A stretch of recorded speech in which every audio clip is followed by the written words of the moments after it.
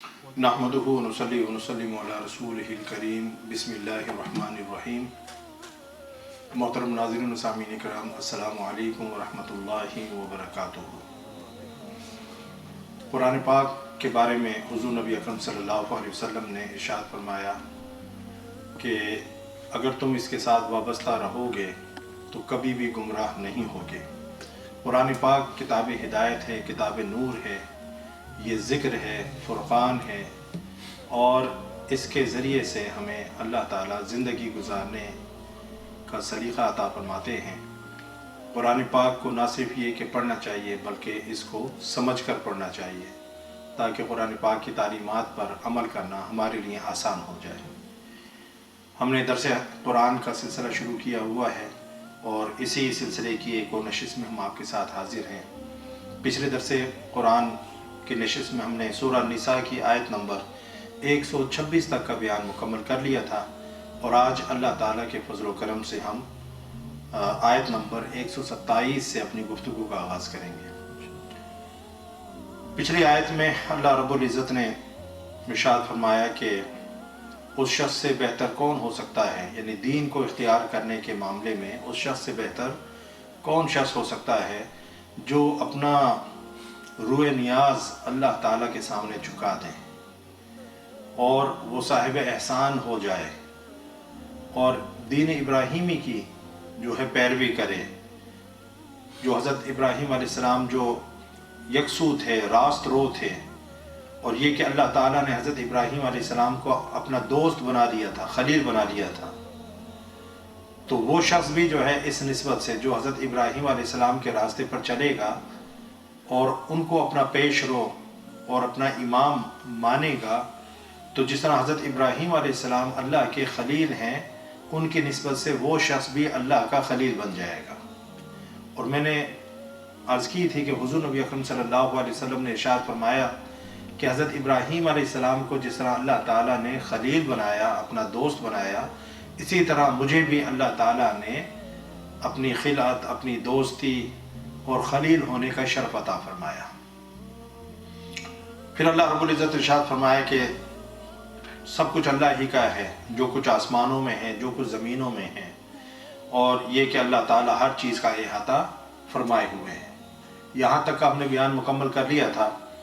अब अगली आयत में अल्लाह रब्बुल इज़्ज़त फिर वही जो वरासत के हम उसूल पीछे पढ़ चुके हैं और वरासत की तफसीलात हम पिछली सूरह निसा की आयात के अंदर यूसीकुमुल्लाहु फी औलादिकुम लिज़्ज़करि मिस्लु हज़्ज़िल उन्सयैन फ़इन कुन्ना निसाअन फ़ौक़ इस्नतैनि फ़लहुन्ना सुलुसा मा तरक, वो पूरा रुकू जो है जिसमें अल्लाह ताला ने मर्द और औरत के विरासत में जो हिस्से हैं और माँ बाप के, मियाँ बीवी के, वो सारे हिस्से उसके अंदर अल्लाह ताला ने बयान फरमाए।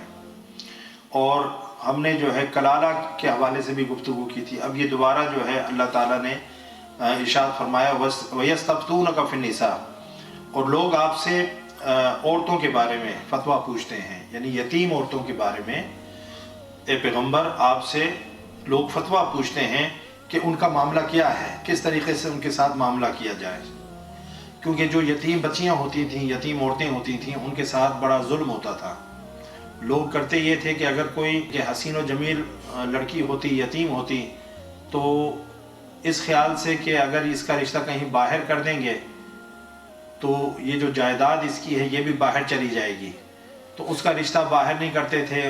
उसका रिश्ता अगर अपने साथ हो सकता था तो अपने साथ कर लेते थे या अपने बेटे के साथ करवा देते थे, लेकिन उसको महर जो है पूरा नहीं देते थे, वहाँ पर भी उसके साथ ज़्यादती करते। और दूसरी ज़्यादती जो अगर औरत इतनी अच्छी खूबसूरत नहीं होती थी तो फिर ख़ुद भी शादी नहीं करते थे उसके साथ और बाहर भी शादी नहीं करते थे, तो बेचारी जो है मुअल्लका यानी लटकी हुई रहती थी, ना इधर की ना उधर की, ताकि उसका माल बाहर ना जाए।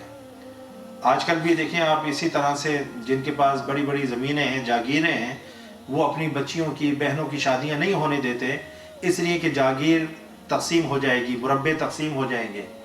और अगर इस तरह से हम अपनी बहनों को, बेटियों को हिस्सा देते रहें तो एक वक्त में हमारी ये जागीरें जो इतनी बड़ी हैं सुकड़ कर छोटी हो जाएंगी। तो कभी कुरान के साथ शादी करवा दी, कभी किसी और बहाने से उनको रोक लेते हैं, تو یہ ظلم ہے، زیادتی ہے۔ اللہ تعالیٰ نے اس چیز کو جو ہے کرنے سے منع فرمایا ہے۔ اگر آپ کو کسی چیز کا علم نہیں ہے تو پوچھ لیں، فَاسْأَلُوا أَهْلَ الذِّكْرِ إِن كُنتُمْ لَا تَعْلَمُونَ۔ اگر تمہیں کسی چیز کا علم نہیں ہے تو جو اہل ذکر ہیں، اہل علم ہیں، ان سے پوچھ لو، کیونکہ جہالت کے اندر انسان جو ہے اپنے اندازے سے، اپنے تخمینے سے، اپنے گمان سے اگر دین و شریعت کے مطابق کے اوپر عمل کرنے کی کوشش کرے گا تو اس میں اس کا نقصان ہے، وہ گمراہ ہوگا، کیونکہ دین جو ہے تیقن کا نام ہے، ظن اور تخمینے کا نام نہیں ہے۔ ہر چیز کو اللہ تعالیٰ نے واضح فرما دیا ہے۔ اگر کسی شخص کو معلوم نہیں ہے تو وہ کسی مفتی سے، کسی عالم دین سے، کسی جاننے والے سے اس کے بارے میں پوچھ لیں، اور اس میں کوئی شرم کی بات نہیں ہونی چاہیے کہ یار میں پوچھوں گا تو یہ کیا سوچے گا میرے بارے میں کہ اس کو یہ بھی نہیں پتا۔ تو جھجکنا نہیں چاہیے، شرمانا نہیں چاہیے۔ اگر کسی چیز کے بارے میں علم نہیں ہے تو پوچھنے میں کوئی عار نہیں ہے، کوئی جھجک نہیں ہونی چاہیے، کیونکہ عار اور شرمندگی تو اس میں ہے کہ ہمیں پتہ نہیں ہے، علم نہیں ہے۔ تو اس علم کو اگر، اس جہالت کو اگر آپ دور کرنے کے لیے آپ سیکھنا چاہتے ہیں تو اس میں کوئی شرمندگی والی بات نہیں ہے۔ تو اللہ تعالیٰ نے فرمایا قُلِ اللَّهُ يُفْتِيكُمْ فِيهِنَّ، آپ فرما دیں اللہ یفتیکم فیہن، آپ فرما دیں کہ اللہ تمہیں ان کے بارے میں حکم دیتا ہے۔ وما یتلیٰ علیکم فی الکتاب فی یتامی النساء اللاتی، اور جو حکم جو ہے تم کو پہلے سے کتاب مجید میں سنایا جا رہا ہے، یعنی کہ اس آیات سے پہلے بھی میں نے آپ کو بتایا سورہ النساء کے اندر آیات میراث جو ہے وہ نازل ہو چکی، تو اس میں یہ ذکر جو پہلے بھی آ چکا، جس کی طرف اللہ تعالیٰ پھر جو ہے توجہ دلا رہا ہے کہ اللہ تعالیٰ تمہیں ان کے بارے میں تاکیدی حکم دیتا ہے۔ یہ نہیں کہ آپ ان کو اسی طریقے سے کچھ تھوڑا بہت دے کر فارغ کر دیں، اللہ تعالیٰ نے باقاعدہ ان کا حصہ مقرر کیا ہے اور ان کے حصے کو بڑا واضح اور کھول کر بیان کر دیا ہے۔ اب یہ نہیں ہے کہ آپ اندازے سے جو ہے اپنی بہن کو، اپنی بیٹی کو، اپنی بیوی کو حصہ دے دیں۔ جو شریعت نے حصہ ان کا مقرر کیا ہے وہی حصہ دینا ہوگا، نہ تو یہ کہ ان سے معاف کروائیں، نہ یہ کہ ان کو اس حصے سے محروم رکھیں، اور نہ یہ کہ ان کو اندازے سے تھوڑا بہت دے کر یہ سمجھیں کہ اب میں جو ہے میں نے شریعت کے حکم پر عمل کر لیا ہے اور میں اللہ اور اس کے رسول صلی اللہ علیہ وسلم کی بارگاہ میں سرخ رو ہو گیا ہوں۔ ایسا ہرگز نہیں ہے۔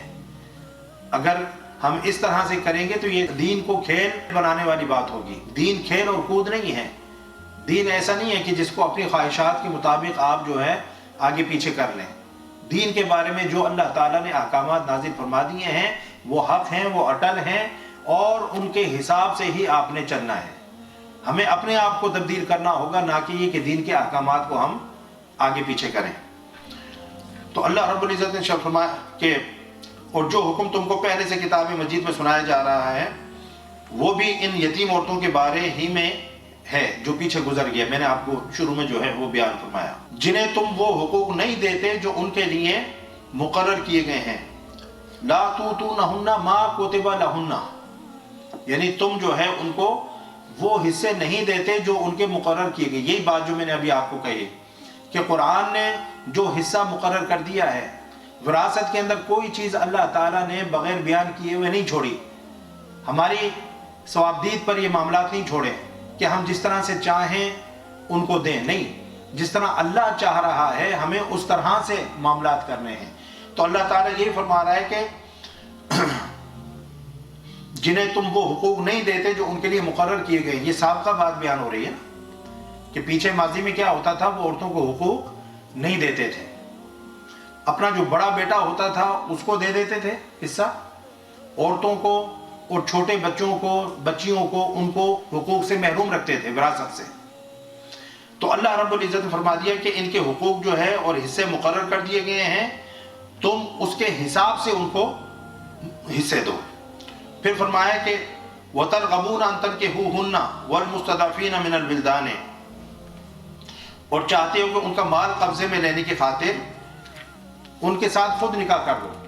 جس طرح میں نے بتایا کہ اگر عورت جو ہے خوبصورت ہوتی تھی اس کے ساتھ نکاح کر لیتے تھے، لیکن پھر اس کو مہر نہیں دیتے تھے، اور اگر خوبصورت نہیں ہوتی تھی تو نہ خود اس سے نکاح کرتے تھے، نہ آگے کسی اور سے نکاح کرنے دیتے تھے۔ اس کو بالکل لٹکا کر رکھتے تھے تاکہ اس کی جو جائیداد ہے وہ کہیں باہر نہ جا سکے۔ تو اللہ تعالیٰ اسی کا ارشاد فرما رہے ہیں کہ تم چاہتے ہو کہ ان کے ساتھ خود نکاح کر لو، ان کا مال قبضے میں لینے کے لیے تم ان کے ساتھ نکاح کر لو، اور نیز بے بس بچوں کے بارے میں بھی حکم ہے۔ کیا حکم ہے؟ کہ ان تقوموا وان تقوموا للیتام بالقسط، کہ یتیموں کے معاملے میں انصاف پر قائم رہا کرو، یتیموں کے ساتھ ظلم نہ کرو، زیادتی نہ کرو، جو ان کا حق ہے، جو ان کا حصہ ہے، جس طریقے سے جو ہے اللہ تعالیٰ نے ان کے بارے میں معاملہ کرنے کا تمہیں حکم دیا ہے اس طرح سے تم یتیموں کے ساتھ سلوک کرو۔ ان کا مال اپنے مالوں کے ساتھ اس خیال سے خلط ملط نہ کرو کہ آہستہ آہستہ ان کا مال تم ہڑپ کر جاؤ، ٹھیک ہے نا۔ اور یہ کہ ان کو سن بلوغ تک پہنچنے تک جو ہے ان کا مال تم اس طرح سے یعنی تجارت میں لگاؤ کہ وہ مال بڑھے، اس کے اندر کمی نہ ہو، وہ مال ختم نہ ہو، اور جب وہ اس عمر کو پہنچ جائیں جہاں پر ان کے اندر رشد آ جائے، یعنی اچھے بھلے کی تمیز آ جائے اور وہ اپنے مال کو صحیح طور پر استعمال کر سکیں، تو آپ نے اپنی یعنی کہ کفالت کا فریضہ سر انجام دے دیا، آپ کی وہ ولایت میں تھے، کفالت میں تھے، آپ نے ان کے ساتھ حسن سلوک کیا، وہ یتیم تھے، ان کے سر پر ہاتھ رکھا، ان کے مال کی حفاظت کی، ان کو کھلایا پلایا، اگر غریب ہو تو تھوڑا بہت ان کے مال میں سے لے سکتے ہو جتنا معروف طریقہ ہے، اگر امیر ہو تو پھر اس کی ضرورت نہیں ہے، اللہ تعالیٰ نے پہلے ہی تمہیں بہت کچھ دیا ہوا ہے، تو اب یتیم کے مال میں سے کیوں لے رہے ہو؟ یہ سارے احکامات پیچھے ہم پڑھ چکے ہیں۔ اور جب وہ وقت آئے کہ جب ان کا مال ان کو لوٹانا ہو تو پھر لوگوں کو گواہ بنا لو اور ان کے سامنے ان کا مال ان کے سپرد کرو کہ آج اللہ تعالیٰ نے وہ دن عطا فرمایا کہ جب آپ کے ذمہ جو امانت سپرد کی گئی تھی، آج اس امانت سے یعنی کہ سبکدوش ہونے کا اور اس امانت کو ان کے اہل کے ذمہ کرنے کا جو ہے وقت آ گیا ہے۔ تو یہ ایک امتحان ہے اور یہ ایک آزمائش ہے، جو امانت میں خیانت کرے گا تو اللہ تعالیٰ اس کو جو ہے آخرت کے اندر اس کی سزا عطا فرمائے گا، اور جو امانت کو اس کے اہل کے سپرد کر دے گا اللہ تعالیٰ اس کو اس کا اجر عطا فرمائے گا۔ تو فرمایا کہ یتیموں کے معاملے میں انصاف پر قائم رہا کرو، ظلم نہ کرو، زیادتی نہ کرو، ان کے ساتھ بے ایمانی نہ کرو، بددیانتی نہ کرو۔ وما تفعلوا من خیر فإن اللہ کان بہ علیما، اور فرمایا کہ تم جو بھلائی بھی کرو گے تو بے شک اللہ اسے خوب جاننے والا ہے۔ تو اگر تم یتیموں کے ساتھ بھلائی کا معاملہ کرتے ہو تو اللہ تعالیٰ اس کو جاننے والا ہے اور اللہ تعالیٰ تمہیں اس کا بہترین اجر عطا فرمائے گا۔ اگر تم یتیموں کے ساتھ برائی کرو گے، دیکھیں نا، یتیم وہ بچہ ہے جو ابھی بلوغت کی عمر تک نہیں پہنچا اور آپ کی زیر کفالت ہے، اس کا باپ اس کے سر پر نہیں ہے، اس کی ماں اس کے سر پر نہیں ہے، یا تو دونوں فوت ہو گئے یا باپ جو ہے وہ فوت ہو گیا ہے اور وہ بچہ جو ہے یتیم ہے۔ یہ معاملہ اللہ نے فرمایا کل کو تمہارے ساتھ بھی ہو سکتا ہے، پھر کیا کرو گے؟ کیا تم اس بات کو پسند کرتے ہو کہ تمہارے یعنی ساتھ ایسا ہو جائے، تمہارے بچے چھوٹے ہوں اور اسی طریقے سے جو ہے یہ آزمائش ان کے اوپر آ جائے؟ تو ذرا سوچو کہ یہ بچے بھی تو کسی کے بچے ہیں، ان کے ساتھ اچھا سلوک کرو، نیک معاملہ کرو، اور جس طرح سے اللہ تعالیٰ نے ان کے حق کی پاسداری کرنے کا تمہیں حکم دیا ہے اور ان کی حفاظت اور رکھوالی کرنے کا حکم دیا ہے اس طریقے سے کرو، ٹھیک ہے نا۔ پھر اللہ رب العزت نے جو ہے ارشاد فرمایا کہ یہ آیت نمبر 127، پھر آیت نمبر 128 کے اندر اب ہوتا کیا ہے کہ بعض اوقات جو ہے ایک عورت ہے، شادی شدہ ہے، وہ اپنے شوہر کی بے رغبتی اور بے توجہی کا شکار ہو جاتی ہے، یا جو شوہر ہے وہ ایک سے زیادہ شادیاں کر لیتا ہے، تو اس میں بھی پھر معاملہ جو ہے وہ گڑبڑ ہوتا ہے۔ تو اس کے احکامات اللہ رب العزت آگے ارشاد فرما رہے ہیں کہ اگر جو ہے تمہارے نکاح کے اندر کوئی عورت ہے تو اس کے ساتھ کس طریقے سے برتاؤ کرنا چاہیے، ٹھیک ہے نا۔ اور اگر شوہر جو ہے اس طرح کر رہا ہے تو عورت اس معاملے کو کس طرح سے ڈیل کرے۔ اگر بیوی دیکھ رہی ہے کہ شوہر مجھے توجہ نہیں دے رہا، مجھے ٹائم نہیں دے رہا، میرے اوپر مال خرچ نہیں کر رہا اور مجھے اگنور کر رہا ہے، نظر انداز کر رہا ہے، تو ایسی صورت میں وہ عورت جو ہے اپنے شوہر کے ساتھ کس طرح سے معاملہ کرے، ٹھیک ہے نا، کیونکہ گھر کو بچانا ہے نا، گھر بڑی اہمیت رکھتا ہے، وہ ایک یونٹ ہے، اکائی ہے، اور معاشرے تب جو ہے سنورتے ہیں اور خوبصورت بنتے ہیں جب ان کی اکائی یونٹ یعنی فیملی وہ صحیح ہو. اگر ہر فیملی جو ایک یونٹ ہے اس سوسائٹی کا وہ اپنے آپ کو ٹھیک کر لے, میاں بیوی کے معاملات ٹھیک ہوں, ماں باپ کے اپنی اولاد کے ساتھ, اولاد کے اپنے ماں باپ کے ساتھ, بہن بھائیوں کے آپس میں معاملات ٹھیک ہوں, تو اس سے جو معاشرہ جو تشکیل پائے گا وہ بہت حسین ہوگا, بہت خوبصورت ہوگا. اور اسلامی معاشرے کی جو بنیاد ہے وہ ایثار, قربانی اور رواداری کے اوپر اور خیر خواہی کے اوپر یعنی استوار ہے. تو فرمایا کہ وَإِنِ امْرَأَةٌ خَافَتْ مِنْ بَعْلِهَا, اور اگر کوئی نشوزن, اور اگر کوئی عورت اپنے شوہر کی جانب سے زیادتی, نشوزن زیادتی ہو, اعراضاً یا بے رغبتی کا خوف رکھتی ہو. اب زیادتی کس طرح سے ہو سکتی ہے کہ وہ اس کا مہر ادا نہیں کر رہا, وہ اس کا نان نفقہ ادا نہیں کر رہا, ٹھیک ہے نا, یا اور جو ہے کسی طریقے سے اس کے ساتھ زیادتی کر رہا ہے. تو یہ شوہر کی طرف سے زیادتی جو ہے مہر کی ادائیگی کی نہ ہونے کی صورت میں بھی ہو سکتا ہے, نان نفقے کی صورت میں بھی ہو سکتا ہے, یا اس کے جو یعنی کہ جسمانی خواہشات ہوتی ہیں اس کی تکمیل نہ کر رہا ہو, اس کو پورا نہ کر رہا ہو, بیوی کو پورا ٹائم نہ دے رہا ہو, ٹھیک ہے نا, ایسا بھی معاملہ ہو سکتا ہے. تو اللہ نے فرمایا کہ اگر ایسا معاملہ ہو کہ عورت اپنے شوہر کی جانب سے زیادتی او اعراضاً یا بے رغبتی کا خوف رکھتی ہو, فلا جناح علیہما, تو ان دونوں میاں بیوی پر کوئی حرج نہیں ہے, ان یصلحا بینہما صلحا, کہ وہ آپس میں کسی مناسب بات پر صلح کر لیں. اب دیکھیں صلح کی کتنی اہمیت ہے کہ گھر کو بگاڑنے سے, دیکھیں ایک صورت تو ایک راستہ یہ ہے کہ گھر کو بگاڑ لیا جائے, عورت جو ہے شوہر کے ساتھ لڑے جھگڑے کہ تو مجھے یہ نہیں دے رہا, یہ نہیں دے رہا, یہ نہیں دے رہا, ٹھیک ہے نا, اور اس بنیاد کے اوپر وہ علیحدگی کا مطالبہ کر دے, طلاق کا مطالبہ کر دے, مرد جو ہے طلاق نہ دے تو وہ عدالت میں چلی جائے اور خلا کا کیس دائر کر دے, یہ صورتیں ہیں. لیکن اللہ تعالیٰ جو فرما رہا ہے کہ اس یعنی کہ انتہا تک جانے کے بجائے صلح کا راستہ اختیار کرو, اور وہ یہ کہ آپس میں کسی مناسب بات پر صلح کر لیں, کچھ گیو اینڈ ٹیک کر لیں.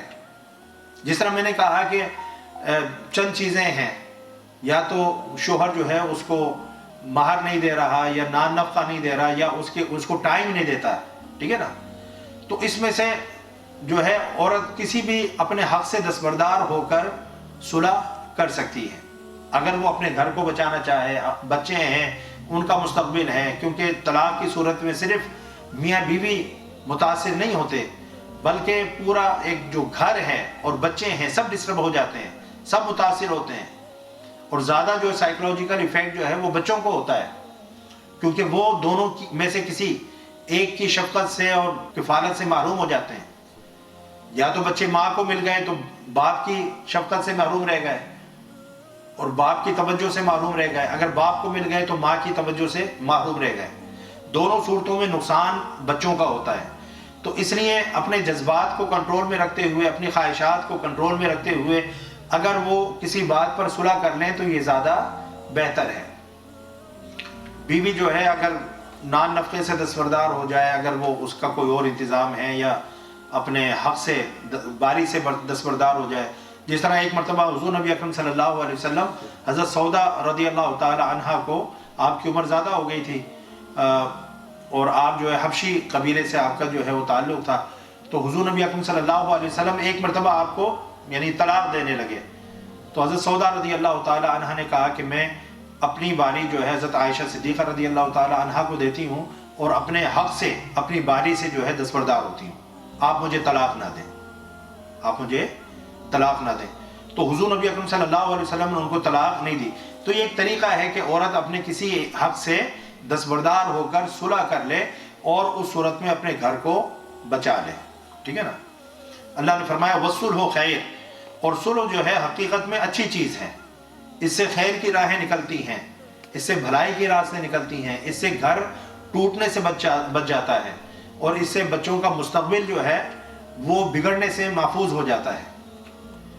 وَأُحْضِرَتِ الْأَنفُسُ الشُّحَّ, اور فرمایا کہ اور طبیعتوں میں بخل ضرور رکھ دیا گیا ہے, تھوڑا بہت بخل جو ہے, جہاں انسان کا مفاد ہوتا ہے, جہاں انسان کا انٹرسٹ ہوتا ہے, پرسنل گین والا معاملہ آ جاتا ہے, پرسنل انٹرسٹ والا معاملہ آ جاتا ہے, تو وہاں طبیعت کے اندر تھوڑا بہت شح بخل جو ہے وہ آ ہی جاتا ہے۔ جب انسان کے اپنے پرسنل انٹرسٹ کے اوپر کوئی بات آتی ہے نا تو پھر وہ تھوڑی سی جو ہے جنروسٹی اس کی کم ہو جاتی ہے، وہ تھوڑی جو ہے کنجوسی کی طرف آ جاتا ہے، اس کا دل تھوڑا سخت ہو جاتا ہے۔ تو یہ انسان کی طبیعت میں ہے، چاہے وہ مرد ہو یا عورت ہو، جہاں پر اس کے مفادات پر زر پڑ رہی ہوگی، جہاں پر اس کو جو ہے کوئی چیز چھوڑنی پڑ رہی ہو، اس سے دستبردار ہونا پڑ رہا ہو، تو یہ کام اتنا آسان نہیں ہے۔ اللہ نے اس چیز کو فرمایا کہ پہلے کہا نا کہ کچھ لے دے کر، گیو اینڈ ٹیک کر کے اپنے رشتے کو بچا لو، اپنے تعلق کو بچا لو، ٹھیک ہے نا، اپنے گھر کو ٹوٹنے سے بچا لو۔ اب اپنے کسی مفاد کو چھوڑ دینا یہ بہت مشکل کام ہے، اس کو بھی اللہ تعالیٰ نے بیان فرما دیا کہ طبیعتوں میں تھوڑا بہت بخل ہوتا ہی ہے، اتنی آسانی کے ساتھ کوئی چیز جو آپ کو حاصل ہو وہ چھوڑی نہیں جاتی، چھوڑی جاتی ہے، آسان ہے، بولے نا، جو چیز آپ کو حاصل ہو اس سے دستبردار ہونا آسان ہے، بہت مشکل کام ہے۔ لیکن ایک ہے آپ کا، یعنی کہ ایک شارٹ گین ہے، شارٹ ٹرم گین ہے، اور ایک لانگ ٹرم گین ہے۔ وہ چیز اگر آپ چھوڑ کر آپ اپنی جو ہے فیملی لائف کو بچا لیتے ہیں، اپنے خاندان کو بچا لیتے ہیں، اپنے بچوں کے مستقبل کو بچا لیتے ہیں، تو آپ نے بہت کچھ اچیو کر لیا، تھوڑا چھوڑ کر بہت زیادہ آپ نے حاصل کر لیا۔ پھر اللہ رب العزت ارشاد فرماتے ہیں وَإِن تُحْسِنُوا وَتَتَّقُوا فَإِنَّ اللَّهَ كَانَ بِمَا تَعْمَلُونَ خَبِيرًا، اور اگر تم احسان کرو اور پرہیزگاری اختیار کرو۔ احسان کرنا کیا ہے کہ اپنی بیوی کے ساتھ، بیوی شوہر کے ساتھ، شوہر بیوی کے ساتھ احسان والا معاملہ کرے اور معاملات کے اندر انصاف کرے، عدل کرے۔ جو اللہ تعالیٰ نے ذمہ داریاں بیوی کی طرف سے شوہر کے ذمہ لگا دی ہیں یا شوہر کی ذمہ داریاں بیوی کے ذمہ لگا دی ہیں، دونوں اس کو آسان طریقے سے پورا کریں۔ جب آپ اپنی ڈیوٹیز سے پراپرلی جو ہے ڈسچارج ہوتے ہو اور اس کو صحیح طور پر ادا کرتے ہو اور دونوں طرف سے یہی معاملہ ہو، تو پھر تعلق کے اندر بگاڑ پیدا نہیں ہوتا، کسی کو کسی سے شکایت نہیں ہوتی۔ شکایت ہوتی اس وقت ہے جب کوئی ایک پارٹی یا دونوں طرف سے جو ہے اپنی ذمہ داریاں پوری طور پر ادا نہ کی جا رہی۔ ہمارے یہاں پرابلم ہی یہی ہے۔ اسلام یہ نہیں کہتا کہ آپ اپنے حقوق کا مطالبہ کریں، اسلام یہ کہتا ہے کہ آپ اپنے فرائض کی بجا آوری کریں، اپنی ڈیوٹیز کو پورا کریں۔ جب آپ اپنی ڈیوٹیز کو پراپرلی جو ہے ادا کر دیں گے، شوہر نے اپنی ڈیوٹیز جو ہے وہ ادا کر دی، بیوی نے اپنی ڈیوٹیز ادا کر دی، شوہر کو اس کا رائٹ مل گیا، بیوی کو اس کا رائٹ مل گیا۔ اب رائٹس کا مطالبہ کرنے کی ضرورت کیا ہے؟ تو دیکھیں ویسٹرن ورلڈ میں اور اسلامک جو ہے سوسائٹی کے اندر اور ویسٹرن سوسائٹی کے اندر یہ فرق ہے۔ اسلامک سوسائٹی کی بنیاد دینے پر ہے، اپنے فرائض کی ادائیگی پر ہے۔ آپ لوگوں کو ان کے حقوق دے دیں، اپنے فرائض کی ذمہ داری سے عہدہ برا ہو جائیں۔ جب ہر شخص جو ہے وہ یہی کرے گا تو پھر کوئی شخص اپنے حق سے محروم رہ جائے گا؟ نہیں نا، ہر ایک کو اس کا حق مل جائے گا۔ اب جب حق مل گیا تو پھر رشتوں میں تلخی نہیں ہوگی، کڑواہٹ نہیں ہوگی، رشتے جو ہے ٹوٹیں گے نہیں، بلکہ رشتے جڑے رہیں گے، کیونکہ ان کے اندر محبت ہوگی، چاشنی ہوگی۔ اللہ رب العزت اس لیے فرما رہے ہیں کہ تم احسان کرو اور پرہیزگاری اختیار کرو، ڈرو اللہ سے۔ اپنے رشتوں کے معاملے میں اللہ سے ڈرو کہ اگر ان رشتوں کی ادائیگی میں اور ان فرائض کی ادائیگی کے اندر اگر کوئی کمی تم سے رہ جائے گی تو اس کمی کے بارے میں اللہ تعالیٰ تم سے پوچھے گا۔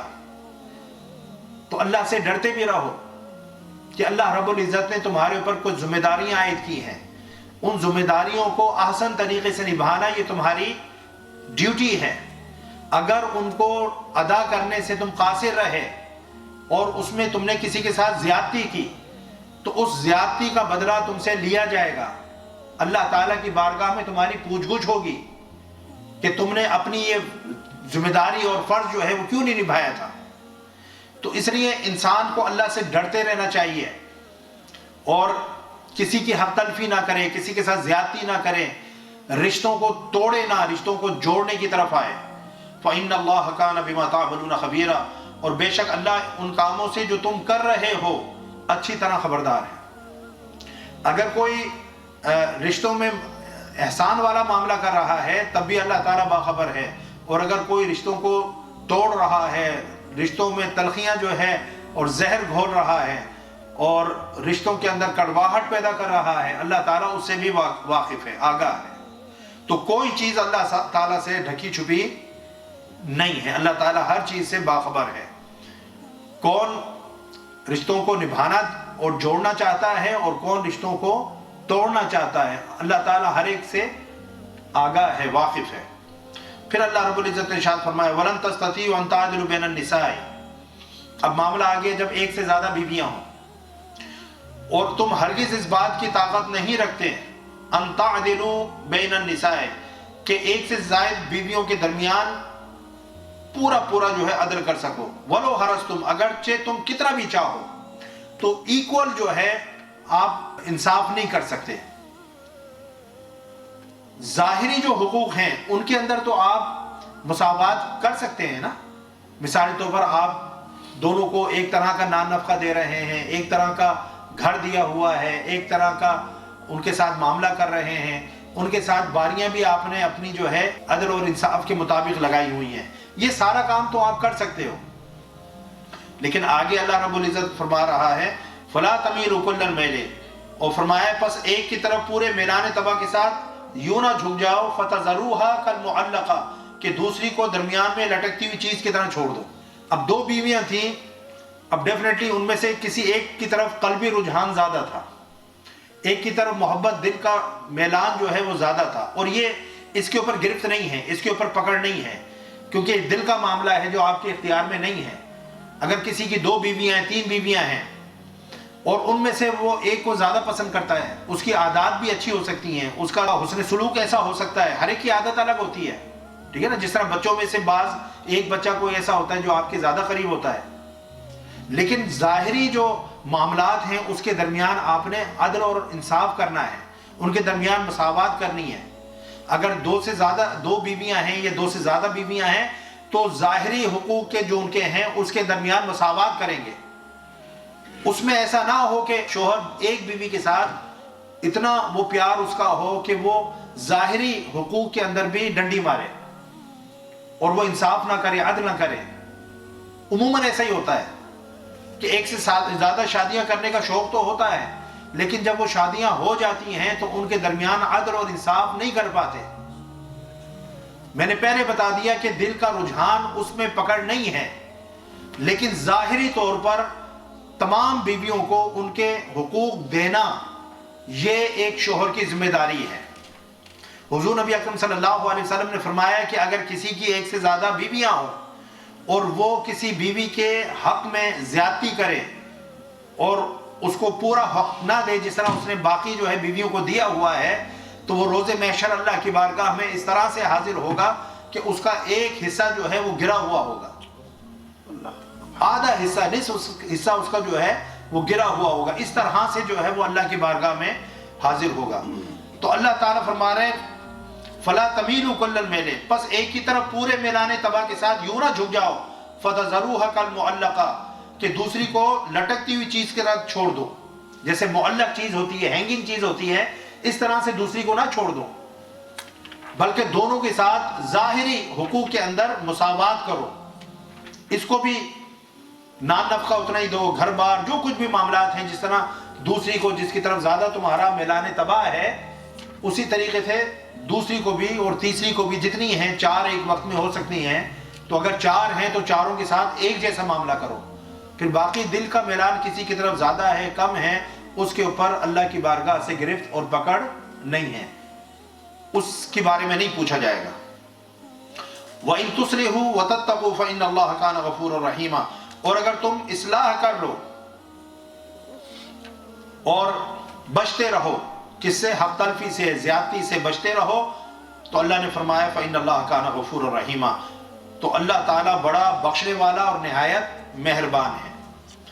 یعنی اپنے معاملات کی اصلاح کر لو۔ اگر جب یہ حکم اللہ کا پتہ لگ گیا کہ بھئی اگر ایک سے زیادہ بیویاں ہیں تو ان کے درمیان ظاہری حقوق میں مساوات کرنا ہے، عدل کرنا ہے، انصاف سے جو ہے ان کے ساتھ پیش آنا ہے، کسی ایک کو زیادہ دے دیا، کسی کو کم دے دیا، کوئی ایک بہت اچھے مکان میں رہ رہی ہے، دوسری کو ایک عام واجبی سا مکان دے دیا، ایک کو جو ہے بہت اچھی گاڑی لے کر دی ہوئی ہے، V8 دی ہوئی ہے، اور دوسری کو جو ہے بالکل بسوں کے اندر دھکے دلوا رہے ہیں.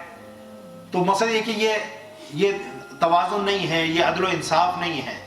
تو اگر اللہ نے آپ کو دیا ہے تو پھر سب کے ساتھ ایک ہی معاملہ کریں، ٹھیک ہے نا. باقی دل کا جو میلان ہے اس کے بارے میں نے آپ کو بتا دیا.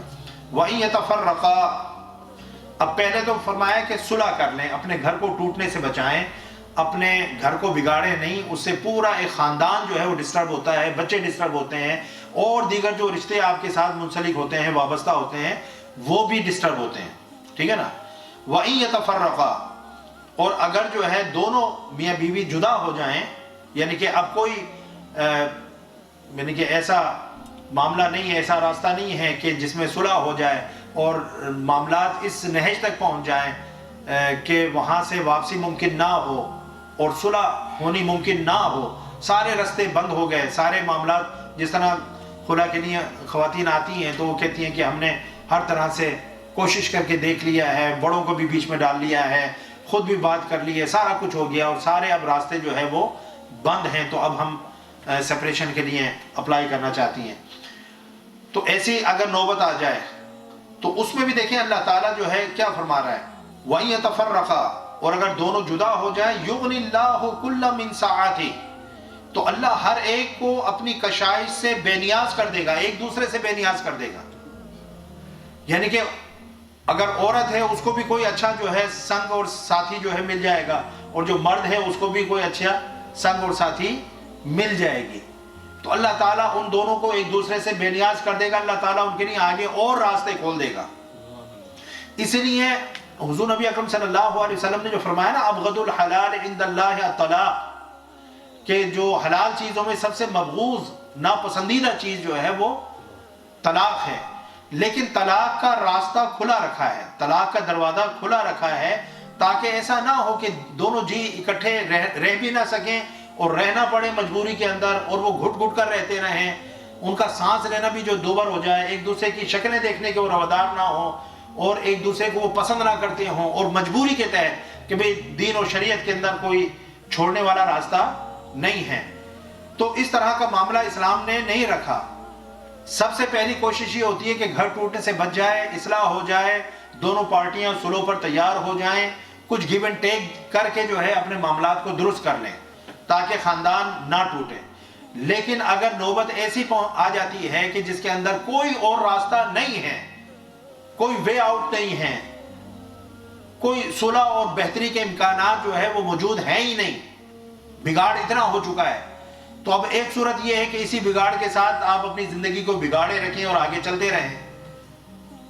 زندگی کے اندر کوئی چس نہ ہو، کوئی لذت نہ ہو، کوئی مزہ نہ ہو، نہ کھانے کا مزہ آ رہا ہے، نہ رہنے کا مزہ آ رہا ہے، بس رہ رہے ہیں ایک چھت کے نیچے، ہاں جی. تو ایسی بھی کیا مجبوری ہے؟ تو اللہ تعالیٰ نے فرمایا کہ ایسی صورت میں پھر علیحدگی اختیار کر لو، ٹھیک ہے نا. فَإِمْسَاكٌ بِمَعْرُوفٍ أَوْ تَسْرِيحٌ بِإِحْسَانٍ، اگر رہنا ہے تو پھر اچھے طریقے سے رہو، یعنی کہ اپنے حقوق کی ادائیگی کے ساتھ اچھے طریقے سے، ایثار و قربانی کے ساتھ، گیو اینڈ ٹیک کر کے رہو. او تسریح بِإِحْسَان، اور اگر چھوڑنا ہے تو وہ بھی احسان کے ساتھ، لڑائی جھگڑوں کے ساتھ نہیں، نفرت کے ساتھ نہیں، سمجھے نا. بس ٹھیک ہے دیکھ لیا کہ اب نہیں چل سکتے تو پھر اچھے طریقے سے، اگر جدا بھی ہو تو اچھے طریقے سے ہو، کیونکہ اتنا عرصہ ساتھ رہے ہیں تو کچھ تو اچھی یادیں ہوں گی نا، کچھ تو گولڈن میموریز ہوں گی. بچے بھی جو ہے اسی شوہر سے ہیں، کچھ اچھا وقت بھی جو گزارا ہوگا. تو اب اگر جدائی کا وقت آ گیا ہے تب بھی اچھے طریقے سے جدا ہو تاکہ جو ہے چلو کچھ ایسی یادیں ہوں جن کو یاد کر کے انسان جو ہے ان ماضی کے لمحات سے جو ہے خوش ہو سکے. تو اتنی کرواہٹ کے ساتھ ایک دوسرے سے جدا نہ ہوں کہ بالکل ایک دوسرے کو دیکھنے کا روادار نہ رہیں اور نفرتیں جو ہے پیدا ہو جائیں. کیونکہ دیکھیں جب بچے ہو جاتے ہیں تو پھر آگے بھی کچھ نہ کچھ ملنا جلنا وہ رہتا ہے، یعنی کہ میاں بیوی والا تعلق تو ختم ہو گیا لیکن ان بچوں کی نسبت سے ایک تعلق جو ہے پھر بھی باقی رہتا ہے. اگر بچے ماں کے پاس ہیں تو باپ جو ہے اس کا حق ہے کہ وہ اپنے بچوں کو مل سکے، اس کا حق ہے کہ وہ اپنے بچوں پر کچھ اسپینڈ کر سکے. اسی طریقے سے اگر باپ کے پاس بچے ہیں تو ماں کا حق ہے کہ وہ اپنے بچوں سے مل سکے، ان کو دیکھ سکے. تو اگر جدائی اس انداز میں ہوئی ہوگی کہ ایک دوسرے کو بالکل جو ہے وہ برداشت ہی نہ کر سکیں، ایک دوسروں کی شکلوں سے نفرت ہو جائے اور اتنی تلخیاں اور زہر جو ہے رشتوں کے اندر گھل جائے، تو پھر آگے معاملات جو ہونے ہیں اس کے اندر بڑی مشکلات پیدا ہو جائیں گی. اس لیے فرمایا کہ رہنا ہے تو اچھے طریقے سے رہو، اور جب اچھے طریقے سے نہیں رہ سکتے تو اچھے طریقے سے چھوڑ دو. اسلام تو ایسا یعنی کہ دین ہے کہ وہ اگر قربانی کا جو جانور ہے یا اور بھی کوئی جانور، اس کو ذبح کرنے کے لیے بھی آپ دیکھیں نا چھری استعمال کرتے ہیں.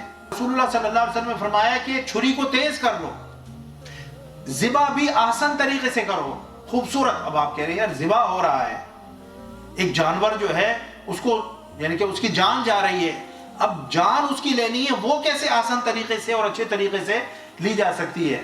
اس کے لیے تو تکلیف ہی ہے نا جانور کے لیے.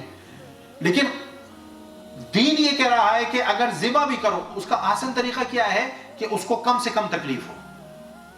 کیا اگر آپ ایسی بلنٹ نائف کے ساتھ جو ہے اگر ذبح کریں گے تو بڑی مشکل سے ذبح ہوگا، اور اس کو ذبح ہونے میں اس کو اور زیادہ تکلیف ہوگی.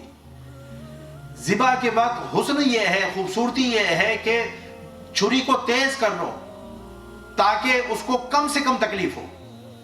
مقصد کیا ہے؟ اب جانور تو ذبح کرنا ہے، اللہ تعالیٰ نے اس کو آپ کی خوراک بنایا ہے، اس کی کھال سے آپ جو ہے جیکٹیں بنا رہے ہیں، جوتے بنا رہے ہیں، اس کی چربی استعمال ہو رہی ہے صابن میں ادھر ادھر، اور اس کا گوشت آپ کھا رہے ہیں، اس کی ہڈیوں سے بہت ساری چیزیں بن رہی ہیں.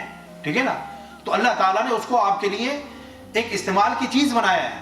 اب وہ اس نے ذبح تو ہونا ہے، اللہ کے نام پر اس کو ذبح کر رہے ہیں، لیکن ذبح کے وقت آپ کی چھری اتنی تیز ہونی چاہیے کہ آنن فانن جو ہے وہ کٹ جائے اور اس کو کم سے کم تکلیف ہو. تو دیکھیں یہ بھی احسان ہو گیا. تو اسی طرح رشتوں کو جب ختم کرنا ہو تو اس کے اندر بھی اچھائی کا پہلو جو ہے وہ غالب ہونا چاہیے. تو اللہ تعالیٰ نے فرمایا کہ یہ مت سمجھو کہ کیا ہوگا آگے کیا ہوگا، اللہ تعالیٰ اپنی کشائش سے ہر ایک کو ایک دوسرے سے بے نیاز کر دے گا. اللہ اس کے لیے بھی راستے کھول دے گا، اس کے لیے بھی راستے کھول دے گا. اللہ کی بارگاہ میں کوئی کمی نہیں ہے.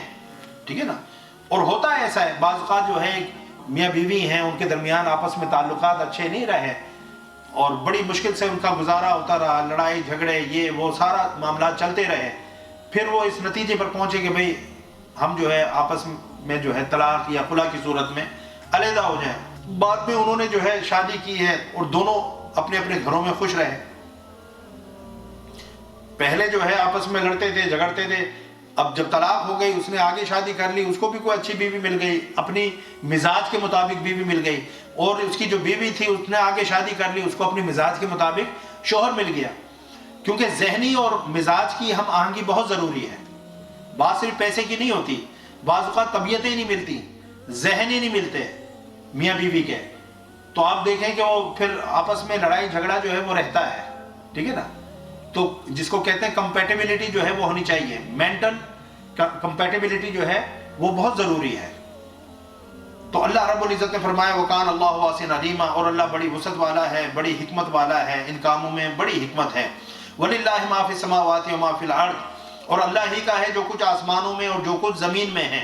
وَلَقَدْ وَصَّيْنَا الَّذِينَ أُوتُوا الْكِتَابَ مِنْ قَبْلِكُمْ وَإِيَّاكُمْ أَنِ اتَّقُوا اللَّهَ، اور بے شک ہم نے ان لوگوں کو بھی جنہیں تم سے پہلے کتاب دی گئی حکم دیا ہے، اور تمہیں بھی کیا حکم دیا ہے؟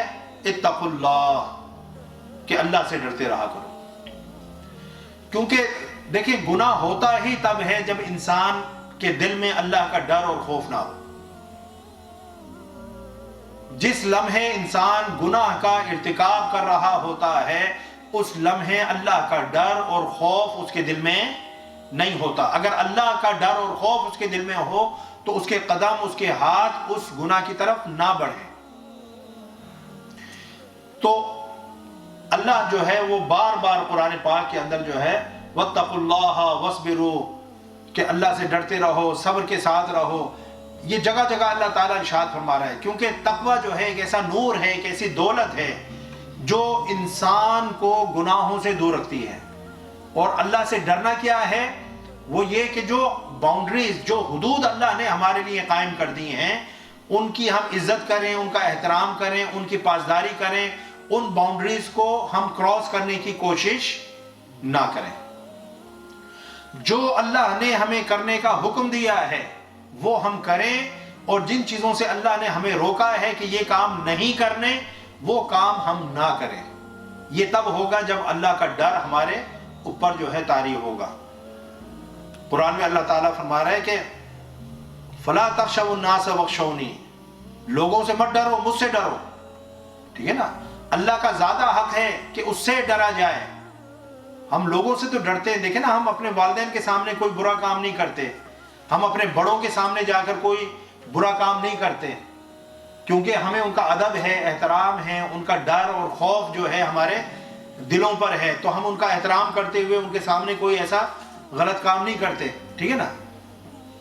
تو اللہ رب العزت جو ہے وہ فرما رہا ہے وَهُوَ مَعَكُمْ إِذْ تُبَيِّتُونَ مَا لَا يَرْضَىٰ مِنَ الْقَوْلِ، پیچھے بھی ہم نے پڑھا ہے کہ وہ تو تمہارے ساتھ ہی ہوتا ہے جب تم راتوں کو خفیہ سازشیں کر رہے ہوتے ہو، پیچھے بیان فرمایا خفیہ گفتگو کر رہے ہوتے ہو، تو اللہ تعالیٰ تو تمہارے ساتھ ہوتا ہے، وہ تو کسی لمحے بھی تمہیں یعنی کہ ان اٹینڈڈ نہیں چھوڑتا، وہ تو ہر وقت تمہارے ساتھ ہے، وہ تو تمہاری گفتگو بھی سن رہا ہے، تمہاری سوچیں، تمہارے جو اندر خیالات ذہن کے اندر دل کے اندر پیدا ہو رہے ہیں، وہ تو ہر چیز سے واقف ہے، ہر چیز سے آگاہ ہے۔ تو اللہ رب العزت سے جو ہے جب انسان ڈرنا سیکھ لے گا اور اللہ کے آگے سر جھکانا سیکھ لے گا، تو پھر دنیا کے اندر نہ کسی کا ڈر اور خوف اس کے دل کے اوپر طاری ہوگا، نہ کسی کے سامنے اس کا سر جھکے گا۔ تو در در کے جو ہے سجدے اور در در کی ٹھوکریں کھانے سے بہتر ہے کہ بندہ صرف اللہ کے سامنے جھکنا سیکھ لے اور اللہ کا ڈر اور خوف اپنے دلوں کے اندر جو ہے وہ پیدا کر لے، انشاءاللہ ہر ایک کا ڈر اور خوف اس کے دل سے نکل جائے۔ وہ ایک سجدہ جسے تو گرا سمجھتا ہے، 1000 سجدوں سے دیتا ہے آدمی کو نجات۔ پھر فرمایا وَإِن تَكْفُرُوا، اللہ اکبر، فرمایا کہ اگر تم جو ہے انکار کرو گے، ٹھیک ہے نا، اور تم اگر نافرمانی کرو گے، فَإِنَّ لِلَّهِ مَا فِي السَّمَاوَاتِ وَمَا فِي الْأَرْضِ، تو اللہ ہی کا ہے جو آسمانوں میں ہے اور جو کچھ زمین میں ہے۔ وَكَانَ اللَّهُ غَنِيًّا حَمِيدًا، اور اللہ بے نیاز ہے، ستودہ صفات ہے، یعنی تمہارا انکار اس کو کیا نقصان پہنچا سکتا ہے؟ اگر تم اللہ کو نہ مانو یا اللہ کے احکامات کو نہ مانو، اللہ کی نافرمانی کرو، انکار کرو، اس سے اللہ کو کیا نقصان ہوگا؟ جو کچھ زمین و آسمان میں ہے وہ اللہ کا ہے۔ یسبح للہ ما فی السماوات وما فی الارض، جو کچھ زمین و آسمان میں ہے وہ اس کی تسبیح کر رہا ہے، اور اللہ رب العزت نے ہر چیز کو اس کی تسبیح سکھا دی ہے۔ وَلَٰكِن لَا تَفْقَهُونَ تَسْبِيحَهُمْ، اللہ فرماتا ہے حالانکہ تم اس کی تسبیح کو نہیں سمجھتے۔ یہ چاند، سورج، ستارے، زمین، آسمان، یہ درخت، یہ یعنی پہاڑ، ہر چیز جو ہے وہ اللہ کا ذکر کر رہی ہے۔ حضور نبی اکرم صلی اللہ علیہ وسلم جو ہے پہاڑوں کے پاس سے گزرتے تھے، تو وہ حضور نبی اکرم صلی اللہ علیہ وسلم یعنی حضرت علی فرما رہے ہیں کہ ایک وادی سے ہم گزر رہے تھے تو میں نے خود اپنے کانوں سے سنا کہ پہاڑ کہہ رہے تھے الصلاۃ والسلام علیک یا رسول اللہ، الصلاۃ والسلام علیک یا رسول اللہ۔ تو پہاڑوں کو میں نے سنا کہ وہ حضور نبی اکرم صلی اللہ علیہ وسلم پر صلاۃ والسلام پڑھ رہے تھے۔ حضرت داؤد علیہ السلام جب لہن داؤدی ان کا مشہور ہے، تو جب وہ زبور پڑھا کرتے تھے اپنی خوبصورت آواز کے اندر، تو یہ پرندے آ کر جو ہے پاس بیٹھ جاتے تھے، اور جو پہاڑ تھے وہ بھی جو ہے ان کے ساتھ گنگناتے تھے۔ تو اللہ تعالیٰ نے ایک حساب سے جو ہے ہر چیز کو شعور عطا فرمایا ہے۔ تبھی تو احد پہاڑ کے اوپر حضور نبی اکرم صلی اللہ علیہ وسلم جا رہے ہیں، تو احد پہاڑ جو ہے اس طرح سے خوشی سے کانپنا شروع ہو گیا، تو حضور نبی اکرم صلی اللہ علیہ وسلم نے پاؤں جو ہے احد پہاڑ کے اوپر مارا، اور احد پہاڑ پر پاؤں مارنے کے بعد فرمایا کہ احد پہاڑ اسبت، خاموش ہو جا، اسکت، چپ ہو جا، ٹھہر جا، کپ کپانا اور خوشی سے جو ہے لرزنا بند کر دے، تیرے اوپر جو ہے ایک نبی اور ایک صدیق اور 2 شہید موجود ہیں۔ آپ کے ساتھ حضرت ابوبکر صدیق موجود تھے، اور حضرت عمر فاروق اور حضرت عثمان غنی رضی اللہ تعالیٰ عنہ۔ تو آپ نے فرمایا تجھ پر ایک نبی، ایک صدیق اور 2 شہید۔ ابھی عمر فاروق رضی اللہ تعالیٰ عنہ یا عثمان غنی رضی اللہ تعالیٰ عنہ شہید نہیں ہوئے تھے، ابھی تو زندہ ہیں۔ اور حضور نبی اکرم صلی اللہ علیہ وسلم کے وصال کے کتنے سال بعد حضرت عمر فاروق شہید ہوئے، اور اس کے کتنے سال بعد حضرت عثمان غنی رضی اللہ تعالیٰ عنہ شہید ہوئے، لیکن حضور نبی اکرم صلی اللہ علیہ وسلم ان کو ان کی زندگی کے اندر یہ خبر دے رہے ہیں کہ تم دونوں شہید ہو. یہ ہے علم نبی.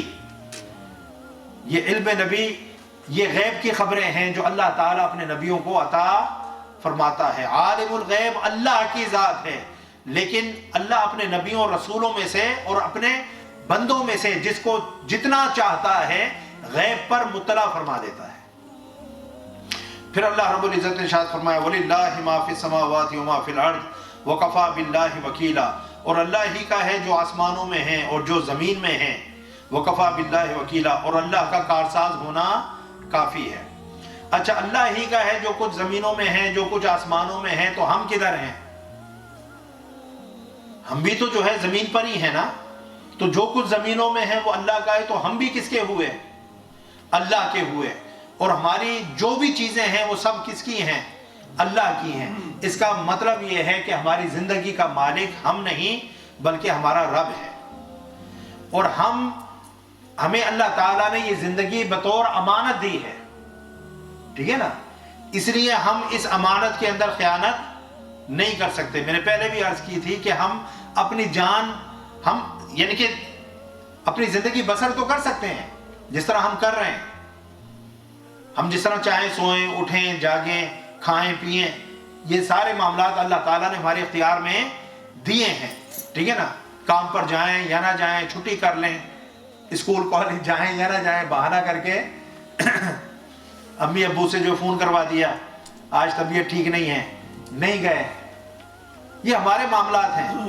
لیکن اس حد تک ہمارا اختیار ہماری جانوں پر نہیں ہے کہ ہم اپنے آپ کو کل کر لیں، خودکشی کر لیں، سوسائڈ کر لیں، اپنے آپ کو زخمی کر لیں، نقصان پہنچا لیں. یہ ساری چیزیں جو ہے اس کی اجازت نہیں ہے، کیونکہ ہم اس جسم کے مالک نہیں ہیں. مالک اللہ کی ذات ہے. اللہ نے یہ زندگی ہمیں بطور امانت دی ہے، اور امانت میں خیانت کرنے کا حکم نہیں ہے، ٹھیک ہے. پھر اللہ رب العزت نے ارشاد فرمایا ان یشاء یذھبکم ایھا الناس ویأت بآخرین وکان اللہ علی ذلک قدیرا. اے لوگوں، اگر وہ چاہے تو تمہیں نابود کر دے، تمہیں صفحہ ہستی سے مٹا دے، تمہارا نام و نشان بھی نہ رہے کہ کبھی تم تھے بھی روئے زمین کے اوپر. اس طرح سے تمہیں جو ہے بالکل یعنی کہ نابود کر دے. وَيَأْتِ بِآخَرِينَ، اور دوسروں کو لے آئے تمہاری جگہ پر. اللہ تعالیٰ تمہیں دوسروں سے ریپلیس کر دے. وَكَانَ اللَّهُ عَلَى ذَلِكَ قَدِيرًا، اور اللہ اس پر بڑی قدرت والا ہے. یہ بات بھی اللہ کے لیے بعید نہیں ہے، مشکل نہیں ہے. یہ کام اللہ کے لیے بہت آسان ہے کہ وہ ایک قوم کو صفحہ ہستی سے مٹا دے اور دوسری قوم کو اس کی جگہ لے آئے جو اس سے بہتر ہو، جو اللہ کو زیادہ ماننے والی ہو، جو اس کے احکامات کو ماننے والی ہو. وَإِن تَتَوَلَّوْا يَسْتَبْدِلْ قَوْمًا غَيْرَكُمْ ثُمَّ لَا يَكُونُوا أَمْثَالَكُمْ. اللہ تعالیٰ فرماتا ہے کہ اگر تم اس کی نافرمانی کرو گے، اس سے روگردانی کرو گے، يَسْتَبْدِلْ قَوْمًا غَيْرَكُمْ، تو اللہ تعالیٰ تمہیں ایک دوسری قوم سے جو ہے تبدیل فرما دے گا. ثُمَّ لَا يَكُونُوا أَمْثَالَكُمْ، پھر وہ جو قوم ہوگی جس سے تمہیں تبدیل کیا جائے گا وہ تمہاری طرح نہیں ہوگی. تم تو اس سے اعراض کرنے والے تھے، اللہ کو بھول جانے والے تھے، ٹھیک ہے نا، اللہ کے احکامات کی نافرمانی کرنے والے تھے. لیکن پھر اللہ نے جس قوم کو جو ہے لایا، جس سے تبدیل فرمایا، اللہ فرما رہا ہے وہ تمہاری طرح نہیں ہوگی، پھر وہ تم سے بہت اچھی ہوگی. تو یہ اللہ کی قدرت ہے. اللہ جو ہے جو چاہے، جس طرح ایک وقت میں آیا نا حضور نبی اکرم صلی اللہ علیہ وسلم کی ازواج کے حوالے سے اللہ رب العزت نے فرمایا کہ اگر تم یعنی کہ میرے محبوب کی نافرمانی کرو یا تو پھر اللہ تعالیٰ سے یہ بعید نہیں ہے کہ وہ اپنے محبوب کو تم سے اچھی بیویاں دے دیں، تم سے جو ہے دوسروں کو یعنی کہ دوسروں کو تم سے ریپلیس کر دے. تو یہ ایک وارننگ بھی تھی کہ بھئی اپنے معاملات، کیونکہ حضور نبی اکرم صلی اللہ علیہ وسلم کی ازواج نے ایک وقت میں تھوڑا سا جو ہے ایک دوسرے کے ساتھ مل کر ایکا کر لیا، جس طرح خواتین ایکا کر لیتی ہیں اور ایک آواز بن جاتی ہیں. اور انہوں نے جو ہے حضور نبی اکرم صلی اللہ علیہ وسلم کی بارگاہ میں ایک مقدمہ اپنا جو ہے پیش کیا کہ ہمارا جو نفقہ ہے وہ تھوڑا ہے، گزر اوقات بڑی مشکل سے ہوتی ہے، تو اس میں اضافہ کیا جائے. چارٹر آف ڈیمانڈ وہ پیش کیا. بھی خواتین بیویاں تھیں نا، بیویوں کا اس کا جو ہے. تو اب حضور نبی اکرم صلی اللہ علیہ وسلم، ویسے تو آپ صلی اللہ علیہ وسلم کو اللہ تعالیٰ نے اپنے خزانوں کو مالک جو ہے بنایا ہے، اور فرماتے ہیں کہ احد پہاڑ جو اگر میں اس سے کہوں تو یہ سونے کا بن کر میرے ساتھ چلے. لیکن حضور نبی اکرم صلی اللہ علیہ وسلم نے ایک فقر اختیار فرمایا ہوا تھا. فقر کی دو قسمیں ہیں، فقر اضطراری جس میں آپ کا کوئی یعنی کہ عمل دخل نہیں ہوتا، بندہ یعنی کہ برے حالوں میں ہے، اب کیا کرے، ٹھیک ہے نا. ایک یہ ہے کہ آپ کو اللہ کی بارگاہ سے سب کچھ مل سکتا تھا، لیکن آپ نے اپنی ذات کے لیے، اپنی فیملی کے لیے اس آسانی اور کشائش اور خوشحالی کے دروازے اپنے لیے بند کیے ہوئے تھے. مال غنیمت آتا تھا، حضور نبی اکرم صلی اللہ علیہ وسلم اس وقت تک گھر تشریف نہیں لے کے جاتے تھے جب تک وہ مال غنیمت لوگوں کے اندر تقسیم نہیں فرما دیتے تھے. تو جب وہ معاملہ ہوا تو اللہ تعالیٰ نے جو پھر وہ آیات نازل فرما دی. تو کہنے کا مقصد یہ ہے کہ کوئی یہ نہ سمجھے کہ میں ناگزیر ہوں. اللہ تعالیٰ کسی کا محتاج نہیں ہے، نہ وہ ہمارا محتاج ہے نہ کسی کا محتاج ہے. ہم یہ سمجھ رہے ہیں کہ ہمارے ہونے سے کہ اللہ کی الوہیت قائم ہے، نہیں. یہ اللہ کا کرم ہے کہ اللہ تعالیٰ نے ہمیں انسان کی صورت میں پیدا کر دیا. جانور بھی، پرندے بھی، یہ حیوانات بھی، یہ سب جو اللہ کی مخلوق ہی ہے نا. تو اللہ کا کتنا کرم ہے کہ اللہ تعالیٰ نے ہمیں وَلَقَدْ كَرَّمْنَا بَنِي آدَمَ، کہ ہم نے بنی آدم کو جو ہے کرامت اور عزت اور شرف عطا فرمایا، اشرف المخلوقات بنایا. تو اس کا کرم ہے یا نہیں کہ ہم انسان ہیں؟ ہمیں وہ جانور بھی بنا سکتا تھا، ہمیں وہ ریت بھی بنا سکتا تھا، ہمیں وہ کوئی درخت بھی بنا سکتا تھا. اس نے ہمیں انسان بنایا ہے، کتنا اس کا کرم ہے. تو وہ ہمارا محتاج نہیں ہے. ہم اگر اس کی عبادت کرتے ہیں تو یہ بھی اپنے فائدے کے لیے، اپنے بھلے کے لیے کہ کریں گے تو اس سے ہمارا جو ہے قد کاٹ بلند ہو رہا ہے، ہمارا مقام بلند ہو رہا ہے، ہمارے درجات بلند ہو رہے ہیں، ہمارے گناہ مٹ رہے ہیں، اور اللہ کی بارگاہ میں یعنی کہ قرب کے مقامات ہمیں نصیب ہو رہے ہیں. اس میں ہمارا ہی فائدہ ہے نا، کس کا فائدہ ہے؟ پھر اللہ رب العزت نے ارشاد فرمایا کہ من کان یرید ثواب الدنیا فعند اللہ ثواب الدنیا والآخرہ. جو کوئی دنیا کا انعام چاہتا ہے، مثال کے طور پر اگر کوئی شخص جو ہے جہاد اس نیت سے کرے کہ مال غنیمت ملے گا، ٹھیک ہے نا، تو انسان تو اپنی نیت کو ٹھیک کر لے. مال غنیمت تو مل ہی جانا ہے جی، یہ تو دنیا کا مال ہے. اگر تم اپنی نیت ٹھیک کر لو تو تمہیں جہاد کا بھی ثواب ملے گا جس سے تمہیں آخرت میں فائدہ ہوگا، اور دنیا کے اندر مال غنیمت بھی مل جائے گا. تو اپنی نیت کو اچھا رکھو نا، اپنی نیت کے اندر وسعت پیدا کرو، کیونکہ اعمال کی بنیاد نیتوں پر ہے. نیت جو ہے فاؤنڈیشن کا کام کرتی ہے. حتیٰ کہ اگر آپ نے کوئی اچھی نیت کر لی، اس کے اوپر آپ نے عمل درآمد نہیں کیا، تب بھی آپ کو اجر و ثواب مل گیا. تو نیت تو کم از کم اچھی کر لیں. آپ نے مکان بنانا ہے، فقہا لکھتے ہیں کہ آپ یہ کھڑکیاں جو ہے اپنے مکان کے اندر ہر کوئی شخص لگاتا ہے، ٹھیک ہے نا. آپ نیت یہ کر لیں کہ یہ کھڑکی جو ہے اس سے اذان کی آواز، جیسے ہم اسلامی ملکوں میں یہاں تو کھلے عام اذان نہیں ہوتی، پاکستان میں جس طرح کھلے عام اذان ہوتی ہے، تو نیت اتنی کر لی کہ میں کھڑکی اس لیے لگا رہا ہوں کہ اذان کی آواز آئے گی.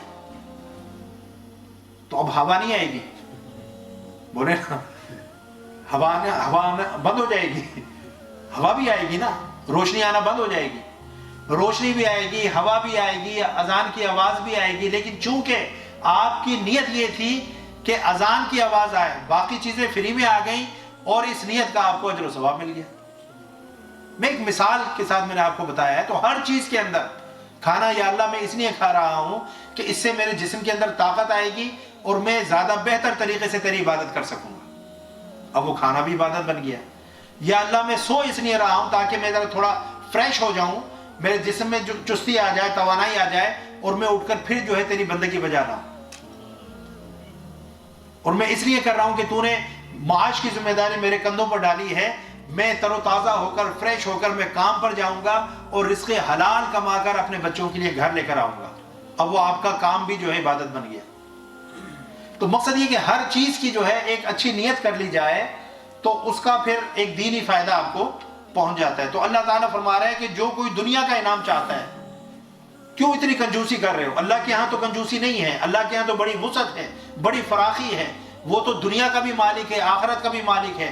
وہ تمہیں دنیا میں بھی نواز سکتا ہے، آخرت میں بھی نواز سکتا ہے. تو تم اس کی نوازشات کو دنیا تک کیوں محدود کر رہے ہو؟ آخرت کیوں نہیں مانگ رہے؟ یعنی اللہ تعالیٰ ہمیں سمجھانا چاہ رہا ہے کہ کتنی کم عقلی کی بات ہے کہ تم دنیا طلب کر رہے ہو، دنیا کے ساتھ ساتھ آخرت بھی طلب کرو. وہ دنیا کا بھی مالک ہے، آخرت کا بھی مالک ہے، تمہیں دنیا بھی دے گا، آخرت بھی دے گا. ربنا آتنا فی الدنیا حسنۃ وفی الآخرۃ حسنۃ وقنا عذاب النار. اب مومن کی دعا یہ ہوتی ہے کہ اللہ ہمیں دنیا کے اندر بھی اچھائی عطا فرما اور آخرت میں بھی اچھائی عطا فرما، اور ہمیں جو ہے جہنم کے آگ سے محفوظ فرما لے، بچا لے. تو اللہ نے فرمایا فَعِنْدَ اللَّهِ ثواب الدنیا والآخرہ، تو اللہ کے پاس دنیا اور آخرت دونوں کا انعام ہے. وَكَانَ اللَّهُ سَمِيعًا بَصِيرًا، اور اللہ خوب سننے والا اور خوب دیکھنے والا ہے. وہ تمہاری باتوں کو بھی سن رہا ہے، تمہاری نیتوں کو بھی جانتا ہے، تمہاری باتوں کو سن بھی رہا ہے اور تمہارے اعمال کو دیکھ بھی رہا ہے کہ تم کیا کر رہے ہو، کیا کہہ رہے ہو اور کر کیا رہے ہو. دونوں باتوں کو اللہ تعالیٰ جو ہے وہ سنتا بھی ہے اور دیکھتا بھی ہے. تو حضرات محترم، آج ہم آیت نمبر 134 کے اوپر ہی اپنی گفتگو کا اختتام کریں گے. انشاءاللہ اگلی نشست میں ہم آیت نمبر 135 سے اپنی گفتگو کا آغاز کریں گے. اللہ تعالی ہم سب کو دنیا بھی عطا فرمائے اور آخرت بھی عطا فرمائے. مومن کی یہی دعا ہونی چاہیے، ربنا آتنا فی الدنیا حسنۃ وفی الآخرۃ حسنۃ وقنا عذاب النار وما علی الا البلاغ. السلام علیکم ورحمۃ اللہ وبرکاتہ.